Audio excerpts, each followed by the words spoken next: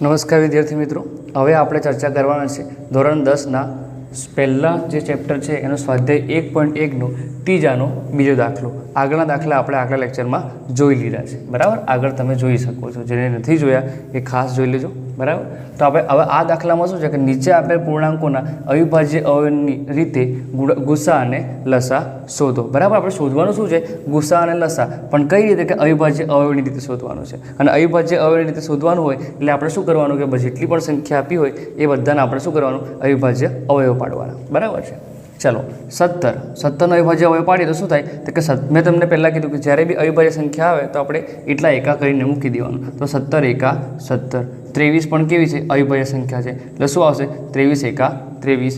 29 કેવી રીતે? કે અવિભાજ્ય સંખ્યા છે, 29 એકા 29. રેડી? ચલો, હવે ગુસા પહેલાં આપણે જોઈ લઈએ. ગુસા શું થશે આનો? કોનો? તો કે 17, 23 અને 29નો ગુસા કેટલો થશે? તો પહેલાં જોઈએ આપણે. 17 બરાબર શું થાય? તો કે 17 જેનો અવિભાજ્ય અવયવ છે, બરાબર છે. પછી 23, તો કે 23 જેનો અવિભાજ્ય અવયવ છે. 29, તો કે 29 જેનો અવિભાજ્ય અવયવ છે. યાદ રાખજો. હવે આમાં કશું કોમન છે ખરું? ગુસા એટલે શું? આ બધામાં જે સરખા હોય તે, બરાબર છે. આમાં કશું સરખા નથી એટલે તમારે 0 નથી મૂકી દેવાનો. યાદ રાખજો કે આમાં બધી સંખ્યા સરખી નથી એનો મતલબ 0 મૂકી દેવાનો એવું નથી, બરાબર છે. જો તમે આ બધામાં અવિભાજ્ય એનું શું કહેવાય અવયવ બધામાં એક પોતે અને એક એવી રીતે હોય, યાદ રાખજો. ધારો કે હું 17 લખું છું, 17 તો શું થાય? 17 એકા 17. પછી આ 23 લખું છું તો શું છે? 23 એકા 23. પછી લખું છું 29 તો શું થશે? 29 એકા 29.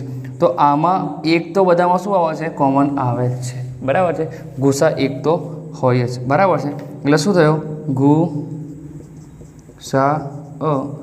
17, 23 અને 29નો કેવો હશે? તો કે 1, બરાબર. કોમન ના આવતા આપણે શું લખી દેવાનું? 1 લખી દેવાનું. ચલો, હવે આપણે વાત કરીએ લસાની. તો લસા બી હવે તમને ખ્યાલ આવી ગયો છે.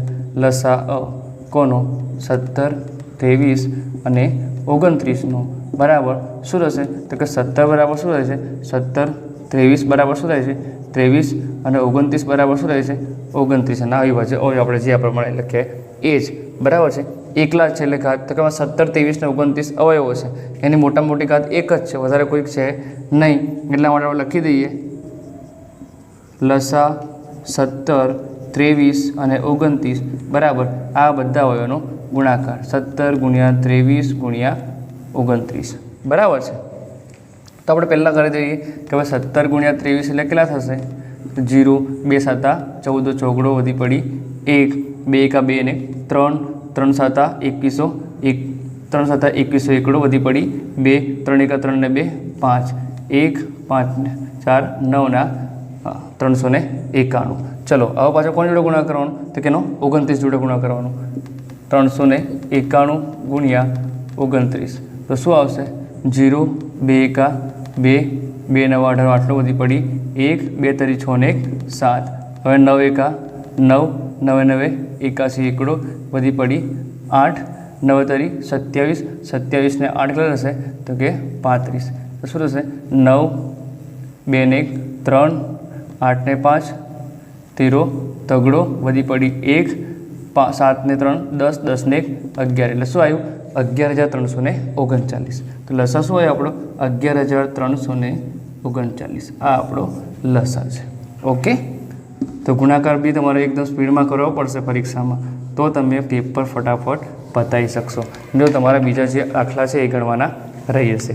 આ પ્રમાણે આપણો દાખલો નંબર 3નો બીજો દાખલો ગણાય, બરાબર છે. આ તમે ઉતારી શકો છો.